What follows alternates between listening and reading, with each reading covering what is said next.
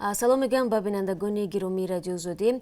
Шалои Гулхоҷа ҳастам. Соат бо вақти Прага расода ва ман дар чанд дақиқа дигар барои шумо хабарҳои тозаи Тоҷикистону ҷаҳонро мерасонам. Созмоне дар Тоҷикистон мамнӯи гурӯҳи 24 аз боздошти як узваш дар Русия хабар дод. Масъулини ин созмон гуфтанд, Шобиддин Бадалов рӯзи 1 сентябр дар шаҳри Нижний Новгород боздошт шуда ба самти номаълум бурда шудааст. Ба гуфтаи масъулини гурӯҳи 24, якчанд нафар худро корманди шӯъбаи панҷуми раёсати корҳои дохилӣ муаррифӣ карда ӯро бо худ бурданд ва маҳалли боздошти Бадалов ҳоло маълум нест.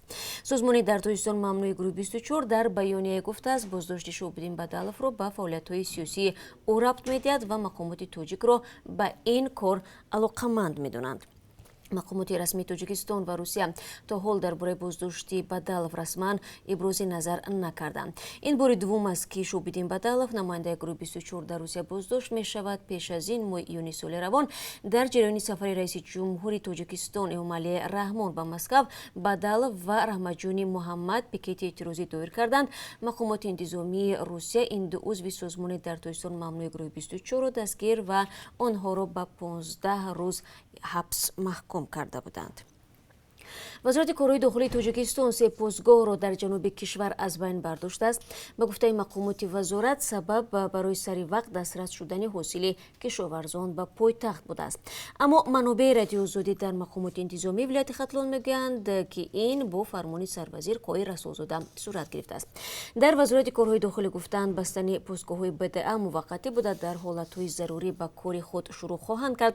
Фаъолияти се постгоҳ дар ҳоле аз минтақаи Кулоб бардошта шуд, ки ронандагон мегӯянд 5 ё 6 соли ахир чунин ҳолатро дар ёд надоранд. Зимнан дар минтақаи Кулоб ба қавли ронандагон се постгоҳи сахтгир фаъолият мекард, ки яке дар даромадгоҳи ноҳияи Ҳамадонӣ ва дигаре постгоҳи Вохӯрӣ дар даромадгоҳи Кулоб ва севуми постгоҳи Олимтой аст, ки номаш бо ришвахорӣ ва ё худсарии нозирон маъруф шудааст. Фаъолияти постгоҳи Олимтойро бори аввал нест ки қатъ мекунанд. Дар гузашта низ онро чанд маротиба бардоштанд, вале дигар бора пайдо шуд. Имрӯз аз Русия ба Тоҷикистон 4 парвози чартери ба нақша гирифта шудааст. 2 парвоз аз Москав ба Душанбе ва 1 парвози аз Санкт-Петербургу Краснодар ба пойтахти Тоҷикистон анҷом мешавад.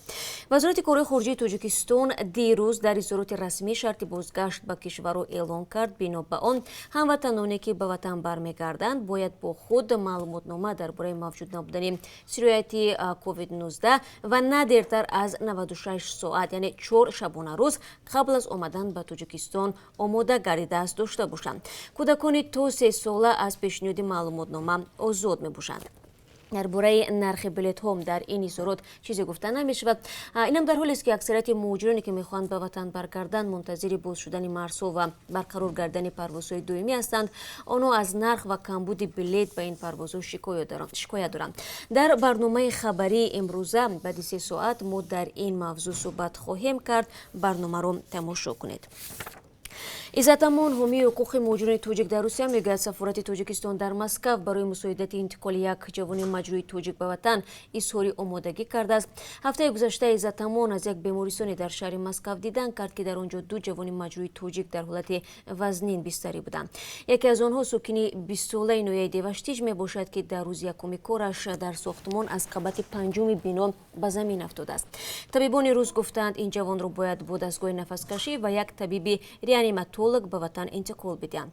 Иззатамон мегӯяд, сафири Тоҷикистон гуфтааст омода аст барои фиристодани ин ҷавон кӯмак кунад. Иззатамон афзуд, маркази тоҷикон хароҷоти интиқоли ин ҷавонро ба ватан ба дӯш гирифта талош мекунад ин корро ба зудӣ анҷом бидиҳад.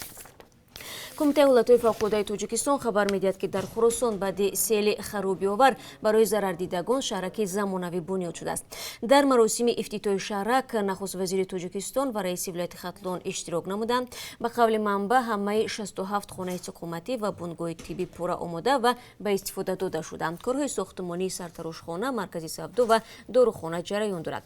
Барои таъмини сокинон бо нерӯи барқ 83 симчӯби баландшиддат ва 2 трансформатор насб шудааст. Ёдовар мешавам, шаби 14 ба 15 майи имсол дар чанд деҳаи ноҳияи Хуросон сел омад ва даҳо хонаро пурраву баъзеи дигарро қисман вайрон кард. Ба кишзору роҳони зарар расонд ва боис ба марги 2 нафар шуд. Дар маҷмӯъ зарари расидаро аз сел ҳудуди 7 миллион сомонӣ ҳисоб карданд. замон зарардагон гуфтанд дар 3 рӯзи аввали ҳодиса касе ба сарнавишти онҳо таваҷҷӯҳ накард. Баъди он ки 17 май барои чанд соат шоҳраи бухтар душанберо бастанд, раиси вилояти Хатлон ва муовини нахуст-вазир ба суроғашон рафтанд. Хуб, бинандагони азиз, ин чанд хабари тозае буд ки то ин соат ба дасти ман расид ва ман баъди 30 соат дигар дар барномаи хабарӣ бо мавзӯъҳои рӯз аз ҷумла дар бораи парвозҳо барои шумо маълумоти бештар хоҳам буд ва шуморо мунтазирам. Та он дам худро эҳтиёт кунед ва рӯзи побарор дошта бошед.